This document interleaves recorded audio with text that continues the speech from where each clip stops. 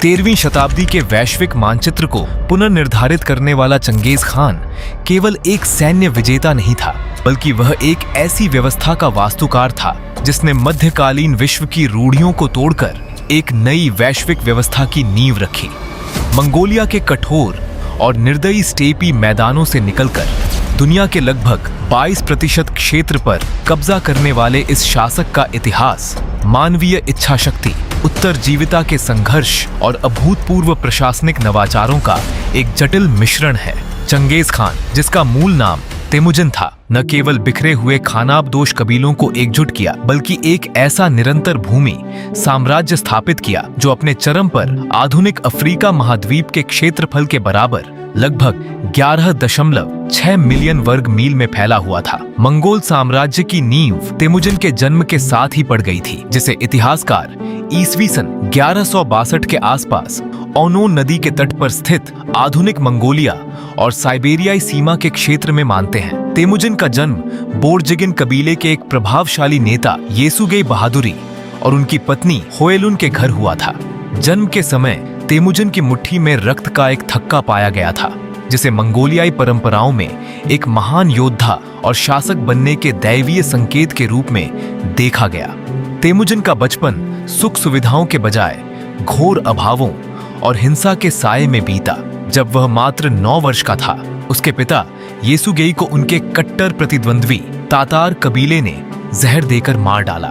पिता की मृत्यु के बाद उनके अपने ही कबीले ने तेमुजिन के परिवार को असहाय और संसाधनहीन अवस्था में त्याग दिया। यह बहिष्कार मंगोलियाई समाज में मृत्युदंड के समान था, क्योंकि अकेले परिवार के लिए स्टेपी की कठोर जलवायु और हिंसक कबीलों के बीच जीवित रहना लगभग असंभव था। इस अवधि में तेमुजिन, उसकी मां और भाइयों ने जंगली फल, जड़ें और छोटे जानवरों का शिकार करके अपना जीवन बचाया। इसी संघर्ष ने तेमुजिन के भीतर योग्यता बनाम वंश के प्रति एक गहरी समझ विकसित की।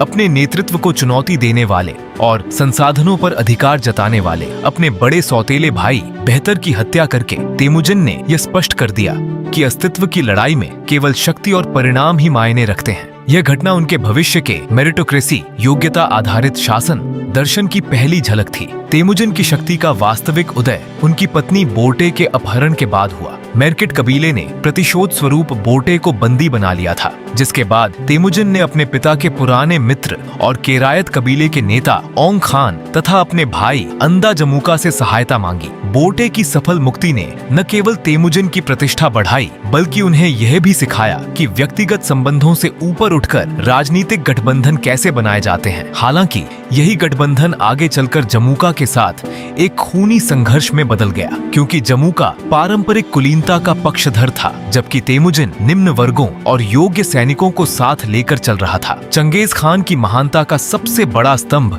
उनकी सेना थी, जिसे उन्होंने एक अराजक भीड़ से बदलकर दुनिया की सबसे अनुशासित सैन्य मशीनरी में तब्दील कर दिया। उन्होंने पुराने कबीलाई वफादारी के ढांचे को पूरी तरह ध्वस्त कर दिया और डेसिमल सिस्टम पर आधारित एक नई संगठनात्मक संरचना लागू की। मंगोल सेना में प्रत्येक सैनिक को 10, 100, 1000 और 10,000 ट्यूमेन की इकाइयों में विभाजित किया गया था। इस प्रणाली ने न केवल कमान और नियंत्रण को आसान बनाया, बल्कि विभिन्न कबीलों के सैनिकों को आपस में मिलाकर उनकी पुरानी पहचान को मिटा दिया और उनके भीतर महान मंगोल राष्ट्र के प्रति निष्ठा पैदा की। चंगेज खान ने कमांडरों की नियुक्ति के लिए सामाजिक स्थिति के बजाय व्यक्तिगत कौशल और वफादारी को पैमाना बनाया। उदाहरण के तौर पर उनके प्रसिद्ध सेनापति सुबुताई और जेल में एक साधारण लुहार के बेटे थे। इसके अतिरिक्त उन्होंने केशिग नाम के एक 10,000 सदस्यीय शाही अंगरक्षक दल बनाया, जो न केवल राजा की रक्षा करता था, बल्कि एक सैन्य प्रशिक्षण अकादमी के रूप में भी कार्य करता था। मंगोलों की सबसे बड़ी ताकत उनकी गतिशीलता थी। प्रत्येक मंगोल योद्धा के पास 3 से 4 घोड़े होते थे, जिससे वे बिना रुके सैकड़ों मील की दूरी तय कर सकते थे।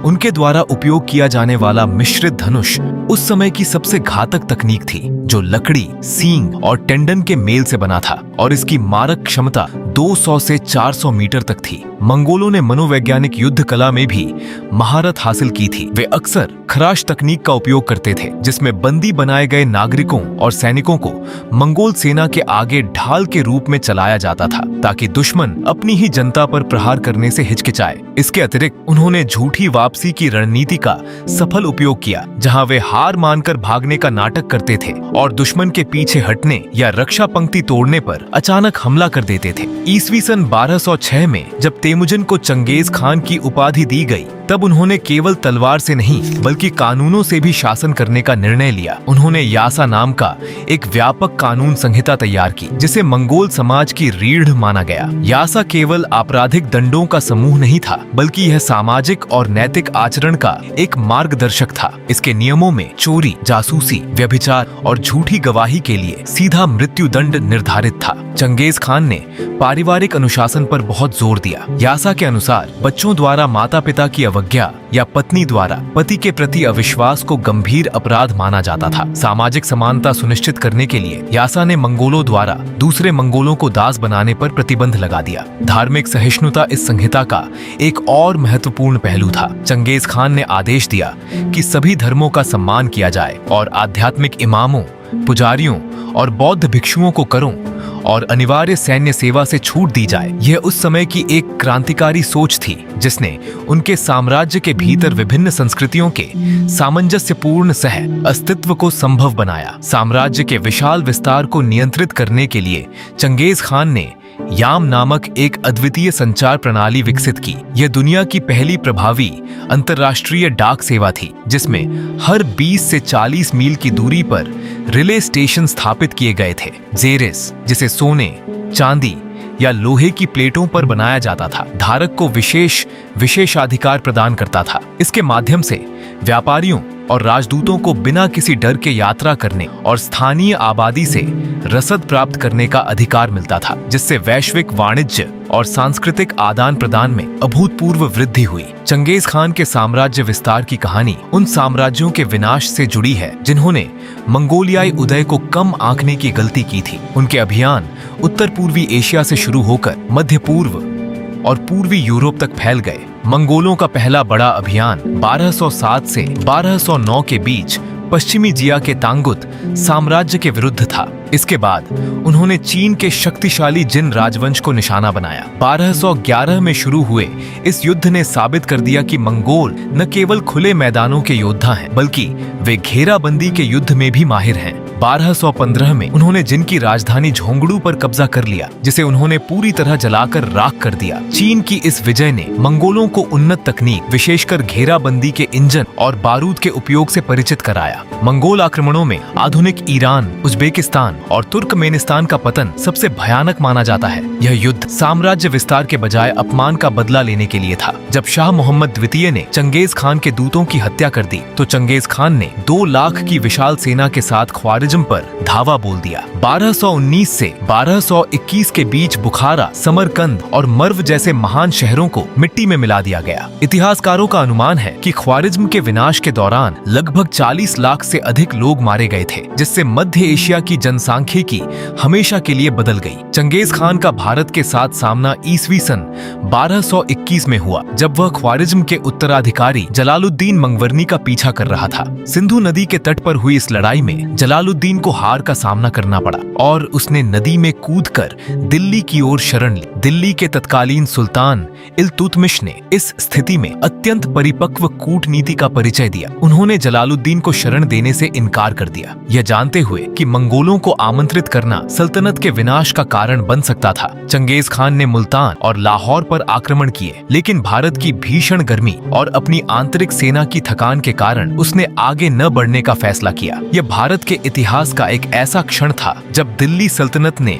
केवल कूटनीति के बल पर एक महान तबाही को टाल दिया। ईस्वी सन 1227 में पश्चिमी जिया के खिलाफ अपने अंतिम अभियान के दौरान चंगेज खान की मृत्यु हो गई। उनकी मृत्यु का कारण आज भी विवाद का विषय है। कुछ स्रोत इसे घोड़े से गिरने की चोट बताते हैं, जबकि अन्य बुखार या बीमारी का उल्लेख करते हैं। चंगेज खान की अंतिम इच्छा थी कि उन्हें पूरी तरह से गोपनीय तरीके से दफनाया जाए। उनके शव को वापस मंगोलिया ले जाया गया और बुरखान खालदुन पर्वत के पास एक अज्ञात स्थान पर दफनाया गया। उनकी कब्र की गोपनीयता बनाए रखने के लिए अंतिम संस्कार के दल ने रास्ते में मिलने वाले हर व्यक्ति को मार डाला और बाद में उस दल को भी मार दिया गया। आज भी ग्रेट टैबू के रूप में जाना जाने वाला यह क्षेत्र मंगोलियाई लोगों के लिए पवित्र और प्रतिबंधित है। आधुनिक वैज्ञानिक अनुसंधानों और सैटेलाइट इमेजरी के बावजूद चंगेज खान की कब्र का पता नहीं चल सका है। स्थानीय मान्यताओं के अनुसार उनकी कब्र का खुलना दुनिया के विनाश का संकेत होगा, जैसा कि तैमूर लंग की कब्र के मामले में माना गया था। चंगेज खान ने अपनी मृत्यु से पहले ही अपने 4 बेटों के बीच साम्राज्य का विभाजन कर दिया था। यह निर्णय साम्राज्य की अखंडता को बनाए रखने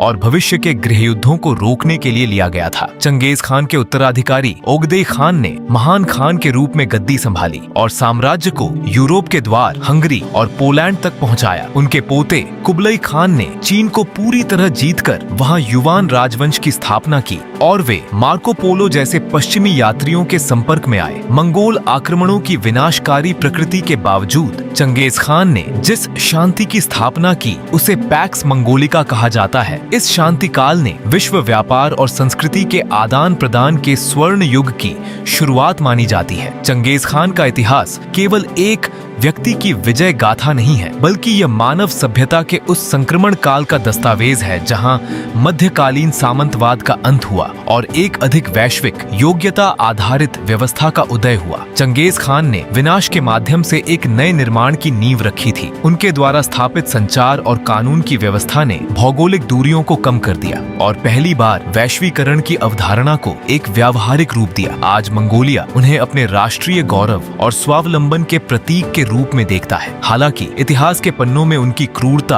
और लाखों लोगों के वध का उल्लेख हमेशा रहेगा, लेकिन यह भी सत्य है कि उनके बिना आधुनिक विश्व का सामाजिक और तकनीकी मानचित्र वैसा नहीं होता जैसा आज हम देखते हैं। चंगेज खान एक ऐसी पहेली बने रहेंगे जो बर्बरता और बुद्धिमत्ता, संहार और सृजन के बीच के उस धुंधले क्षेत्र में स्थित है जहां से महान साम्राज्य जन्म लेते हैं।